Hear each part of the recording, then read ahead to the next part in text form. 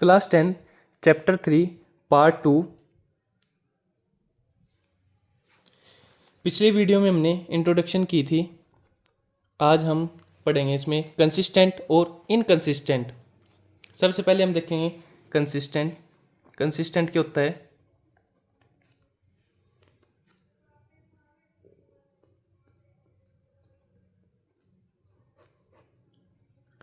Consistent क्या होता है? अगर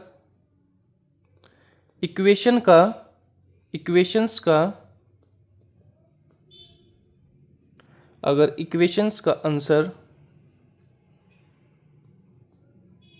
मिल जाता है, यानी x और y की वैल्यू मुझे मिल जाती है,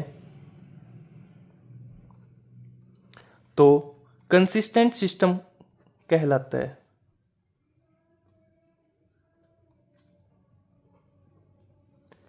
यह होता है, यह होता है कंसिस्टेंट। कंसिस्टेंट के आगे टू पार्ट्स होते हैं। क्या होते हैं? एक होता है consistent independent. Consistent independent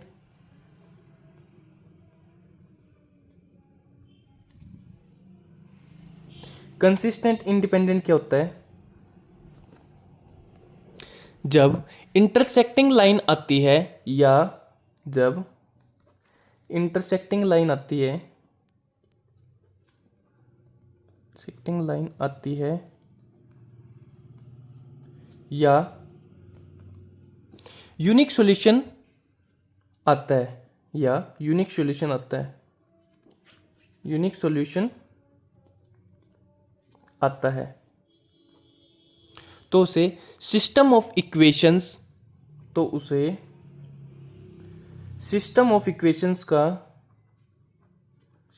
equations का कंसिस्टेंट इंडिपेंडेंट बोलते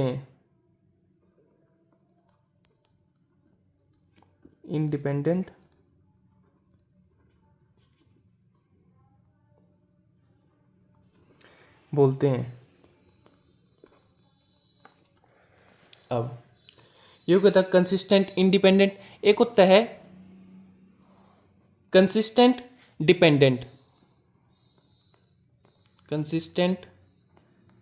डिपेंडेंट।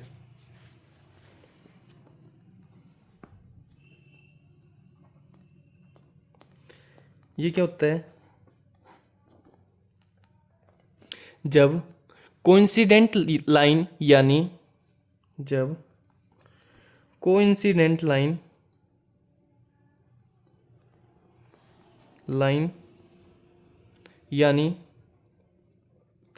ओवरलैपिंग का मतलब होता है ओवरलैपिंग लाइन्स आए। ओवरलैपिंग का मतलब होता है एक लाइन के ऊपर ही दूसरी लाइन, ओवरलैपिंग लाइन आए, या इनफाइनाइटली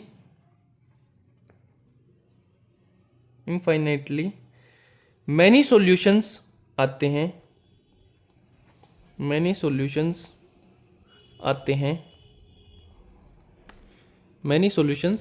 हैं, तो सिस्टम ऑफ इक्वेशंस या इक्वेशंस ऑफ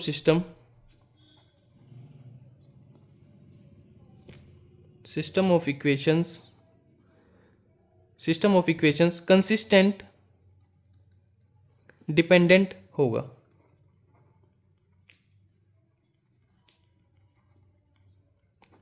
अब इनकंसिस्टेंट सिस्टम क्या होता है? ये तो मैंने पढ़ा था कंसिस्टेंट। अब क्या होता है एक इनकंसिस्टेंट। अब इनकंसिस्टेंट क्या होता है?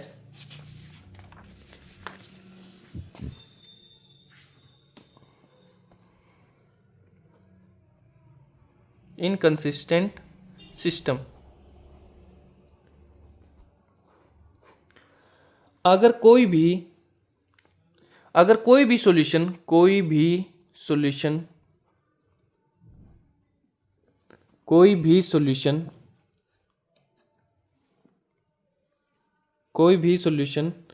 ना मिले, तो उसे, यानी x और y की वैल्यू ना मिले, तो उसे इनकंसिस्टेंट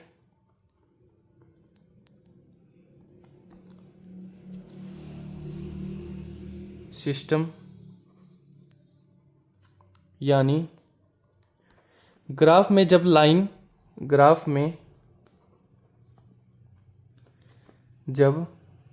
पैरेलल लाइन होंगी, ये हमने पिछली वीडियो में भी देखा था, पैरेलल लाइन होती हैं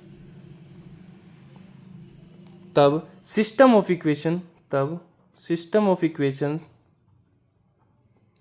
इनकंसिस्टेंट होगा। इनकंसिस्टेंट होगा। अब करते हैं इसके एक्सरसाइज 3.1 का क्वेश्चन वन का फर्स्ट पार्ट। इसमें 2 पार्ट हैं, इसमें आज हम करेंगे फर्स्ट पार्ट, सेकंड पार्ट हम करेंगे नेक्स्ट वीडियो में। From the pair of linear equation in the flowing problems and find their solution graphically.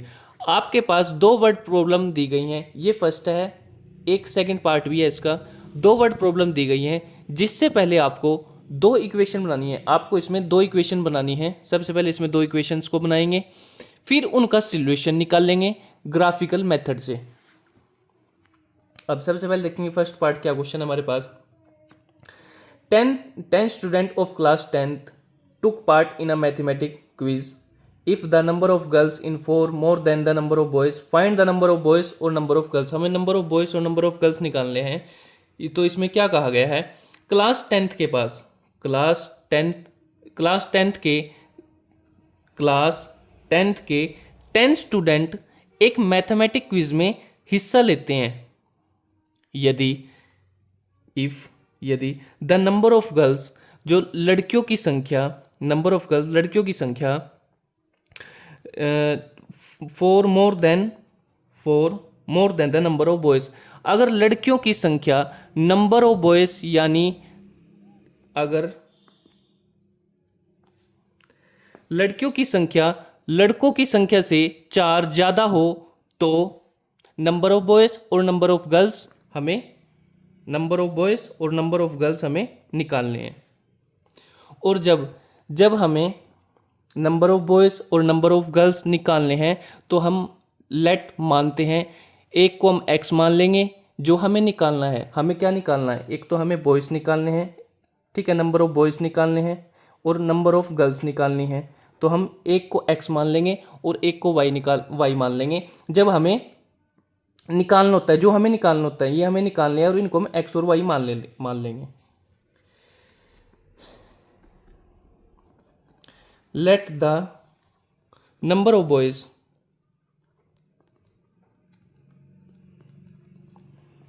जो हमें निकालने हैं उनको हम क्या मान लेते हैं, एक को एक्स, एक तो हमें ये निकालना है नंबर ऑफ बॉयज और एक हमें निकालना है let the number of girls.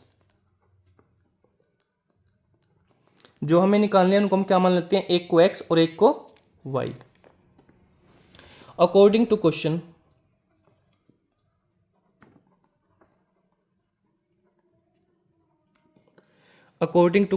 अब हम इक्वेशन बनाएंगे। हमें 2 इक्वेशन बनानी है। देखो 10 student of class 10th, total student कितने हैं, ये हैं। पहले तो देखो नंबर ऑफ बॉयज हैं, एक तो बॉयज हैं क्लास में और एक हैं गर्ल्स, लेकिन टोटल कितने हैं, टोटल तो 10 हैं। यानी number of boys x plus number of girls कितनी है, टोटल है 10। ये बन गई first equation.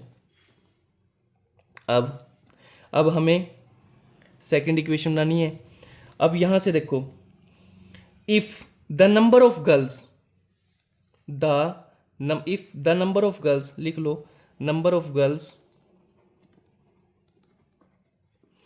The number of girls is का मतलब होता है इक्वल, यानी इक्वल आ गया, 4 आ गया, मोर देन का मतलब प्लस, द नंबर प्लस का प्लस आ गया, the number of boys, number of boys. अब नंबर ऑफ गर्ल्स कितनी है हमारे पास, नंबर ऑफ गर्ल्स क्या है, वाई, यहाँ पे वाई आ गया, इज इक्वल टू आ गया, 4 का 4 आ गया, प्लस का प्लस आ गया। अब नंबर ऑफ बॉयज़ कितने हैं हमारे पास, नंबर ऑफ बॉयज़ x आ गया, x आ गया। अब ये हमारे पास इक्वेशन बन जाएगी y को मैंने यहीं पे रखा, ये प्लस का x है, इक्वल के इधर जाएगा तो किसको जाएगा, माइनस का, इज इक्वल टू 4। ये मेरे पास क्या बन गई, सेकेंड इक्वेशन। अब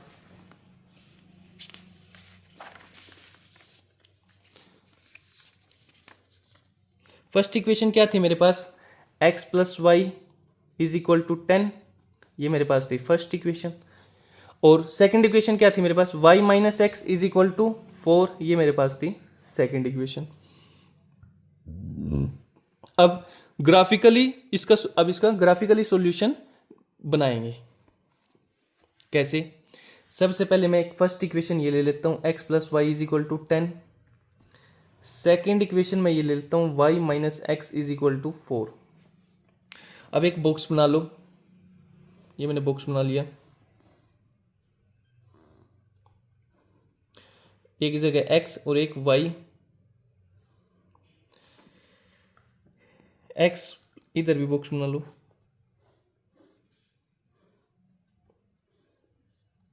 एक में x और एक में y। पहले इक्वेशन में ये ले लेता हूँ, x plus y is equal to 10। पहले तो मैं पुट करूँगा इसमें x की वैल्यू 0। आप इसमें कुछ भी पुट कर सकते हो, 1 2 3 कुछ भी पुट कर सकते हो, लेकिन मैं लेके चल रहा हूँ यहाँ पे 0।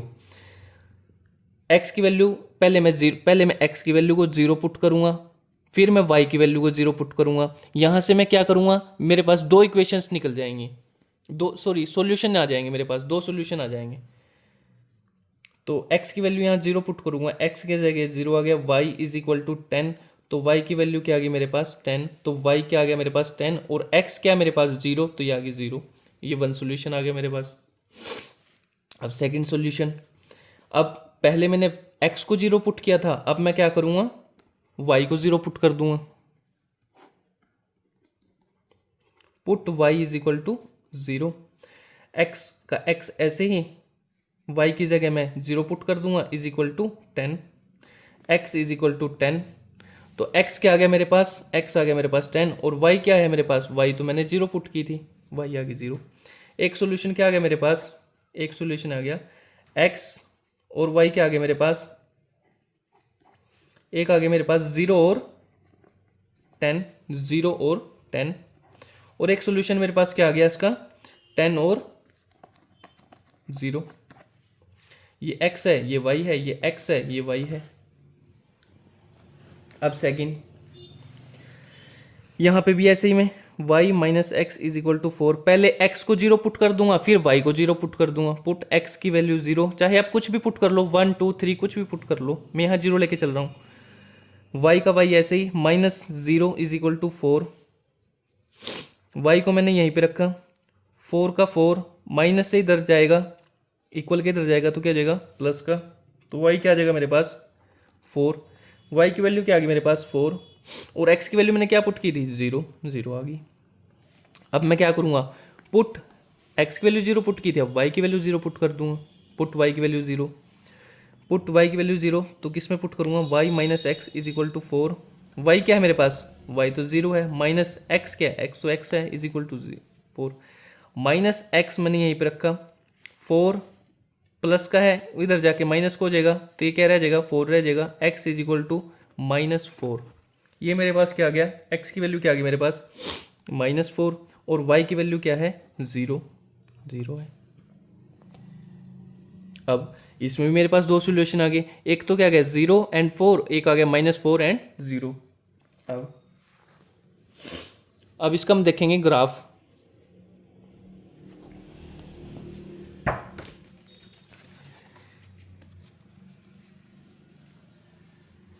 ये इसका ग्राफ, ये तो है y एक्सिस, ये है y एक्सिस, और ये है x एक्सिस, ये x डैश, ये y डैश, और ये है x डैश।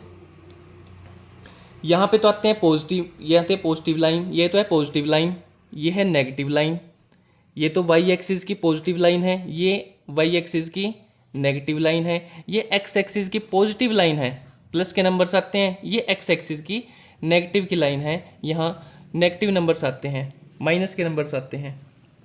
अब पहली इक्वेशन मेरे पास क्या थी, पहले क्या सॉल्यूशन आए थे मेरे पास दो सॉल्यूशन आए थे। एक तो आया था 0 एंड 10, 0 एंड 10। अब जब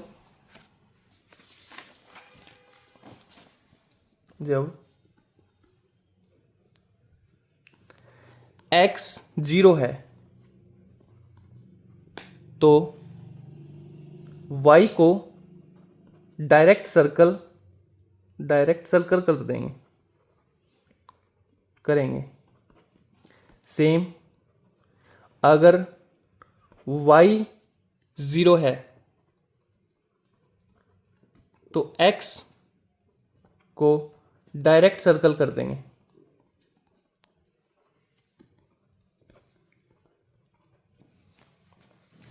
अगर x 0 है तो y को डायरेक्ट सर्कल कर देंगे, अगर y 0 है तो x को डायरेक्ट सर्कल कर देंगे।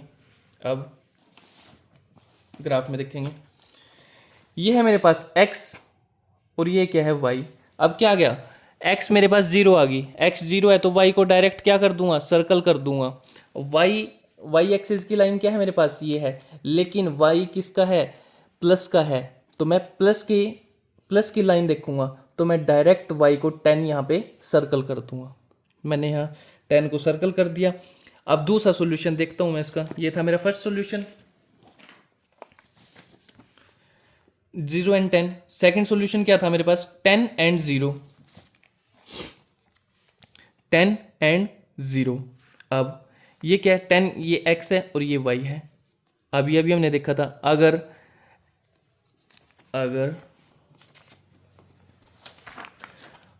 y 0 है तो x को डायरेक्ट सर्कल कर देंगे। अगर y 0 है तो इसको x को डायरेक्ट सर्कल कर देंगे। x एक्सिस की लाइन कौन सी है, ये x एक्सिस की लाइन है, लेकिन x ये हमारे पास x किसका है, पॉजिटिव है, पॉजिटिव नंबर है, तो हमें पॉजिटिव नंबर की लाइन ही देखनी है। ये नेगेटिव की है, नेगेटिव नहीं देखनी है, पॉजिटिव की लाइन देखनी है। तो 10 कहाँ मेरे पास ये है, तो ये मैंने सर्कल कर दिया। एक सॉल्यूशन मेरे पास ये आया था और एक सॉल्यूशन मेरे पास ये आया था, दोनों को मैंने क्या कर दिया, जॉइंट कर दिया। अब सेम ऐसे ही सेकंड सॉल्यूशन मेरे पास क्या था, एक तो था 0 एंड 4। अब x 0 है तो y को डायरेक्ट सर्कल कर देंगे। y किसका है, प्लस का है, तो प्लस वाली लाइन को ही सर्कल करूंगा। ये नेगेटिव की है y एक्सिस, ये पॉजिटिव की है, तो पॉजिटिव वाली लाइन में 4 को डायरेक्ट सर्कल कर दूंगा। ये मैंने डायरेक्ट सर्कल कर दिया 4 को। अब दूसरा सॉल्यूशन क्या था मेरे पास, -4 0। अब ये x है और ये y है। अब ये -4 है, x -4 है, तो मैं x एक्सिस की ये पॉजिटिव वाली लाइन नहीं लूँगा, नेगेटिव वाली लाइन लूँगा। तो नेगेटिव में -4 मेरे पास कहाँ पे है, -1 -2 -3 -4, ये मैंने -4। अगर y 0 है, y देखो 0 है, तो डायरेक्ट मैंने -4 को सर्कल कर दिया। एक मेरे पास ये सॉल्यूशन था, एक ये सॉल्यूशन था, तो मैंने दोनों को क्या कर दिया, जॉइंट कर दिया। उसके बाद एक इक्वेशन मेरे पास ये थी, एक इक्वेशन मेरे पास ये थी, दोनों को मैंने क्या कर दिया, जॉइंट कर दिया यहाँ पे। अब जैसे मैंने दोनों को जॉइंट किया तो मैंने यहाँ पे मेरा देखो क्या ग्राफ बनेगा, यहाँ पे जॉइंट हो गया था, तो मैंने यहाँ पे एक लाइन लगा दी। तो ये लाइन मेरे पास ये x एक्सिस की लाइन है और ये y एक्सिस की लाइन है। तो तो यहाँ पे देखो x एक्सिस पे देखो कितने आए मेरे पास, x एक्सिस पे मेरे पास 3 आ गया और y एक्सिस पे मेरे पास कितना आ गया, 7 आ गया। तो नंबर ऑफ बॉयज कितने आ गए मेरे पास, 3 आ गए, और नंबर ऑफ गर्ल्स मेरे पास कितने आ गए, 7 आ गई। यही हमें बताना था, नंबर ऑफ बॉयज और नंबर ऑफ गर्ल्स। आज के लिए इतना ही, नेक्स्ट वीडियो में इसका हम सेकंड पार्ट करेंगे।